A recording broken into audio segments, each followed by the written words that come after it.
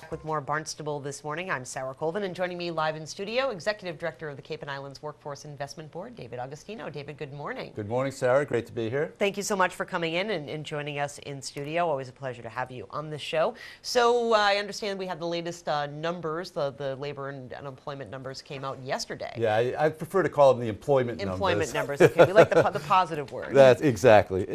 Yeah, our unemployment rate is 6.8% for December of 2015, which compared to the previous December of 2014, it was 7.1% then. So we're down about 0.3%, which is exactly the rate that the state is down over the same period.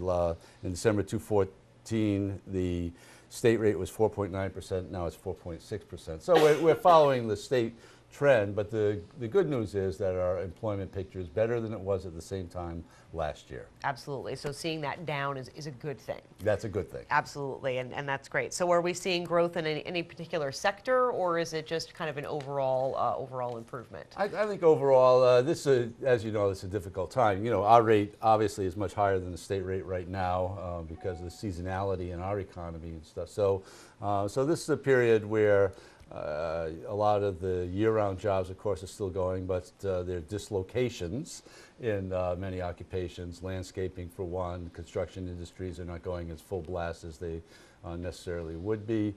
So there are some, I'll put it this way, our career center is much busier this time of year than it is in July. Indeed, absolutely. There's a little less jobs that are going on this time of year. So anything else about the numbers that you see, that are either good or bad? Well, in general, I mean, we're just in a time of labor shortages.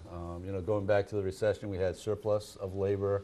It was pretty easy for employers to find employees, and that is not the case now across the board. There's no one area, and it really is where we see it the most is, of course, when we're trying to hire up for the summer, where we have to add some 15 to 20% in addition on our labor force. It's much harder then. Year-round jobs are also, those employers are finding it hard to find people. So across the board, this is a time when employers are really scrambling to find employees, which does provide some opportunities in some other areas. Some labor pools that may not be fully utilized as a general rule, such as individuals with disabilities, older workers, maybe even individuals who are separating from the corrections system, might find it a little easier to find employment now. Absolutely, and I really do hear from a lot of employers, a lot of businesses, colleagues, that it is difficult to find good workers here on Cape Cod. So, and as you said, that does provide an opportunity. Talk to me a little bit about how the Workforce Investment Board can kind of help, like be a conduit between perhaps the people who are looking for jobs and the people who are looking for people to fill those jobs. Sure. Our Career Center, Career Opportunities, located in Hyannis with a satellite in Falmouth, that's their job, is to make that connection between employers and job seekers. So we provide services to job seekers. We have a resource room where people can come to get information about jobs. We provide them workshops and other activity to assist in a job search. But we also assist businesses to find employees. So any business can contact our business service representatives. And it's all, you can do it all online actually now, whether you're for an employer, you can enroll online and get services online, and that's capejobs.com is the website to go to. Great. Let's, David, talk a little bit about the Youth Leadership Academy. This is really excellent, and I think that, when I think about all of some of the tougher issues that we're dealing with, like substance abuse and depression and things like that, getting involved in leadership programs, to me, is something that can be really beneficial for kids who might be a little bit at risk.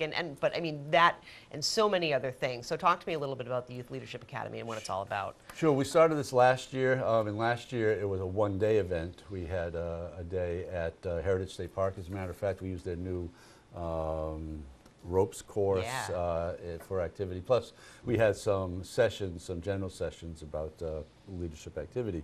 This year, we're holding, and we served about 50 young people last year, high school, junior high school, 8th, 9th graders.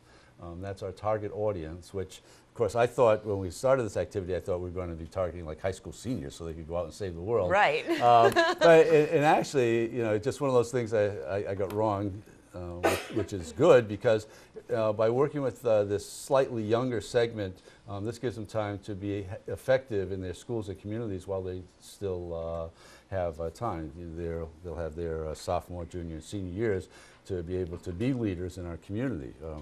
So they'll really be able to go out and save the world. Really be able to save the world. Start early. Yeah. Start early. We have a session that's upcoming. We haven't selected a date yet. It'll be somewhere in the end of February, beginning of March timeframe. But we're working with Independence House in using their MVP program, which is mentoring violence prevention, which they've been doing in the schools for a while. So that's going to be in subjects like violence prevention, bullying. These are kind of the core subjects that will be delivering to impart some leadership concepts and skills. So we'll be talking to young people about how they can speak up if they do see certain activities and to take more of a leadership role within their schools. Absolutely, so very important. So how, you know, let's go back and talk about the first one. Have we gotten any feedback from the kids, from the parents, from the teachers, and are we seeing any, you know, positive impacts because of their attendance at the academy? Yeah, the feedback has all been very positive. It was a very uplifting experience. We had Siobhan Magnus was one of our speakers, and she really connected with the kids. I mean, really connected.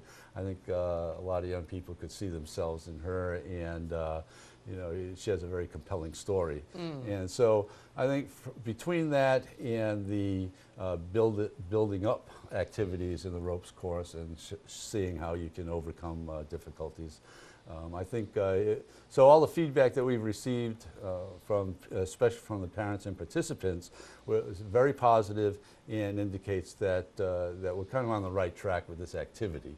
And hopefully as we institutionalize it a little more. So we're going to have 2 sessions this year plus a capstone event. I think we're looking at Camp Linden this year for the capstone event.